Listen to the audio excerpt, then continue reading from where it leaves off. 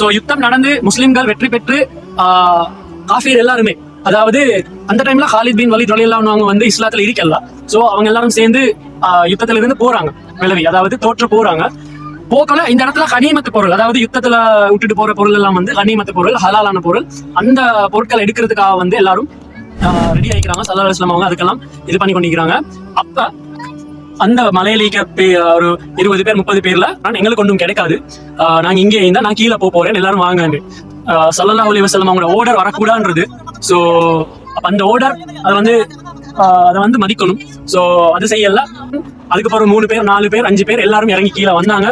சரியா Khalid bin Walid ரலியல்லாஹு அன்ஹு எங்கடா நீந்தாங்க, வந்து பிடிச்சாங்க மேலால, அதோட சுத்த வட்டை வந்து போட்டாங்க எல்லாரும் சேர்ந்து. அங்கதான் முஸ்லீம்களோட தோல்வி வந்துச்சு உஹுத் யுத்தத்தில். நாங்க பிடிக்கிறது வந்து உஹுத் யுத்தம் நடந்த இடத்துல, எல்லாம் உஹுத் யுத்தம் நடந்த இடம் இந்த பக்கம். அப்படியே சுப்ஹானல்லாஹ், அப்படியே அந்த இடத்த பிக்சர் பண்ணி பாருங்க, உங்களோட மைண்ட்ல இமேஜின் பண்ணி பாருங்க. அது இப்படி இந்திக்குண்டு இதுக்கு மேலதான் ஸல்லல்லாஹு அலைஹி வஸல்லம் அவங்க வந்து சஹாபாக்கள் கொஞ்சம் பேருக்கு ஈக்க சொன்னாங்க. அந்த கனிமத்து பொருளுக்காக இறங்கினாங்க. அதனால எத்தனையோ ஷஹீதுகள் நடந்துச்சு. இல்லாண்ட இஸ்லாமிய வரலாற்றுல பத்ர் யுத்தத்துக்கு அப்புறம் யுத்தம் தான் மிகப்பெரிய யுத்தம், பெரிய ஒரு அடையாளத்துக்குரிய யுத்தம்.